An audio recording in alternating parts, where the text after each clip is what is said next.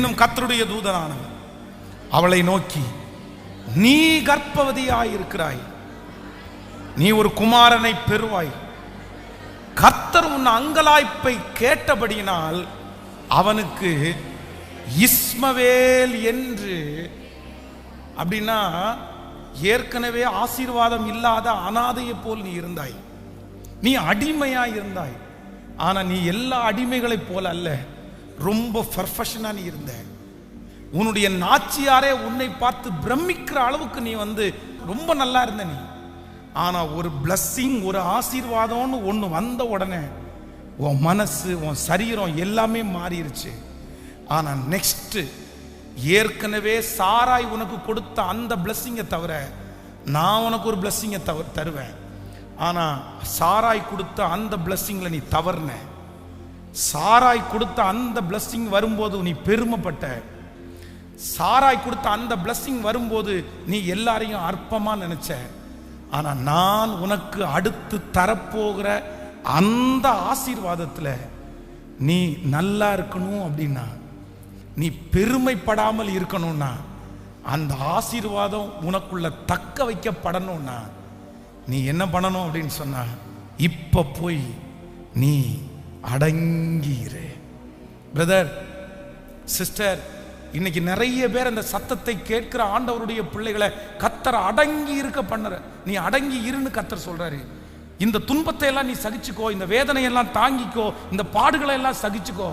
கர்த்தர் ஏன் சொல்றாரு அப்படின்னு சொன்னா, இல்லப்பா இல்ல, உனக்கு ஆசீர்வாதம் வரும்போது அது கையாள தெரியாது, சந்தோஷம் வரும்போது கையாள தெரியாது. இதுக்கு முன்னாடி வந்த பதவி, இதுக்கு முன்னாடி வந்த பணம், இதுக்கு முன்னாடி வந்த நிறைய செல்வாக்குகளை நீ கையாள தெரியாம நிறைய நீ இழந்துட்ட. ஆனா இந்த பலத்த கைக்குள்ள நீ அடங்கி இருக்கும்போது எவ்வளோ பெரிய ஆசீர்வாதங்கள் வந்தாலும் அதை ரொம்ப சுலபமாய், பிரச்சனை வந்தாலும் கையாளுவீங்க, ஆசீர்வாதம் வந்தாலும் கையாளுவீங்க. நீங்கள் சந்திக்கிற அனைத்து வெற்றியையும் தோல்விகளையும், நீங்கள் சந்திக்க போகிற அனைத்து வெற்றியையும் தோல்வியையும் நீங்கள் சுலபமாய் சந்திப்பதற்கு, நீங்க ரொம்ப சந்தோஷத்தோட சந்திப்பதற்கு, அது உங்களை சேதப்படுத்தாதபடிக்கு கர்த்தர் சொல்லுகிறார், உங்களை மோல்டு பண்ணுகிற, உருவாக்குகிற அந்த பலத்த கைக்குள்ள நீங்க அடங்கி மட்டும் இரு. நான் உன்னை நிச்சயமாய் ஒரு நாள் உயர்த்துவேன். ஒரு நாள் வரும் சோதனை, அப்ப நீ என்ன சொல்லுவே அப்படின்னா, என்னை பலப்படுத்துகிற கிறிஸ்துவினால் எல்லாவற்றையும் எனக்கு செய்ய. பிரதர், இந்த புகழ்ச்சியை எப்படி பிரதர் மேனேஜ் பண்றீங்க? கர்த்தர் கொடுத்த பலன் பிரதர். பிரதர், இந்த சோதனையை, இவ்வளவு பெரிய பிரச்சனையை எப்படி பிரதர் நீங்க மேற்கொள்ளுகிறீங்க? இது கர்த்தர் ஏற்கனவே 10 வருஷத்துக்கு முன்னாடியே அவருடைய பலத்த கைக்குள்ள என்னை வச்சு கர்த்தர் மோல்டு பண்ணி என்னை உருவாக்கிட்டாரு. இனி உலகமே என்னை எதிர்த்து வந்தாலும் என் இருதயம் பதறாது, என் இருதயம் பதறாது. என் இருதயம் கர்த்தரை நம்பி திடனாயிருக்கும். நீங்க திடனா இருப்பீங்க, சவால்களை சந்திப்பீங்க, பிரச்சனைகளை சமாளிப்பீங்க. ஹல்லேலூயா. உங்க தகப்பனார் தடுமாறின, உங்க தாயார் தடுமாறின நிறைய போராட்டத்தை நீங்க ஜெயிப்பீங்க. நீங்க சந்திச்சு அதுல ஜெயத்தை பெற்றுக் கொள்வீர்கள். கர்த்தர் அந்த இடத்துல உங்களை பெரிய சக்திகளாக, பெரிய பராக்கிரமசாலிகளாக, ஆமேன் ஆமேன், அந்த கிருபை கிடைக்கட்டும். வாலிப தம்பி மேல, தங்கச்சி மேல, பிரைஸ், ஹல்லேலூயா. அந்த அனாயிண்டிங் இப்போ மலைகளை மிதித்து குன்றுகளை தவிடுபடி ஆக்குற ஒரு மகிமை இப்பொழுது பிள்ளைகள் மேல இது கூர்மை உள்ள கர்த்தருடைய கையிலே இருக்கிற ஒரு பட்டயமாய், ஒரு கேடகமாய்.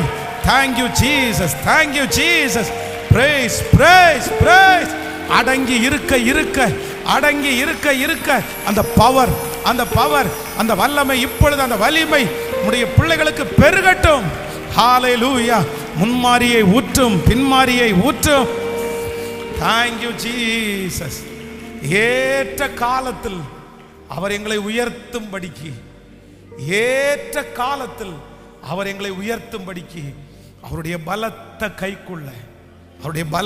கைக்குள்ள அவர் என்னை உயர்த்துகிற வரைக்கும், அவர் கையை திறந்து நீ போ அப்படின்னு விடுகிற வரைக்கும் என்னுடைய வாழ்க்கை அவருடைய கைக்கு கீழே அடங்கி இருக்கும். ஆமேன் சொல்லுங்க. தண்ணீரிலிருந்து எடுக்கப்பட்ட மீன் எஜமானனுடைய கையிலே துடிச்சுட்டே இருக்குது, தண்ணிக்காக ஏங்குது, எப்படியாவது வெளியே குதிச்சிடணும்னு நினைக்குது. ஆனா அந்த மீன் எப்போ உயிரோட இருக்கும் அப்படின்னு சொன்னா, அந்த எஜமானன் கொண்டு போய் தண்ணிய வைக்கிற வரைக்கும் தன்னுடைய கையை அந்த எஜமானன் திறக்க மாட்டான், அடைச்சே வச்சுக்குவான். அது திணறும், அது மூச்சு திணறும், அது அங்கேயும் இங்கேயும் அடிக்கும். ஆனாலும் அந்த எஜமானன் தன்னுடைய கையை விரிக்க மாட்டான். காரணம் என்னன்னா, இப்ப நான் கையை திறந்தா இந்த மீன் கீழே விழுந்து தண்ணீர் இல்லாம செத்து போயிரும்னு எஜமானனுக்கு தெரியும். ஆனா மீனுக்கு தெரியவே தெரியாது. அந்த மீன் ஒன்றை மட்டும் நம்பணும், என் எஜமானன் எப்ப தண்ணியை பார்க்கிறாரோ அப்ப தண்ணிக்கு மேல கையை கொண்டு வச்சு கையை விரிச்சிருவாரு. அப்பொழுது என்னுடைய வாழ்க்கை உயிர் அடையும், நான் உயிர் அடையும். இந்த ஜபத்துல இருக்கிற நிறைய பேருக்கு கர்த்தர் அப்படிதான் சொல்றாரு. அவருடைய கையில நீங்க இருக்கிறீங்க, நீங்க திணறிட்டு இருக்கிறீங்க, ஆனா கர்த்தர் உங்களை அடக்கி அடக்கி வச்சிருக்கிறாரு.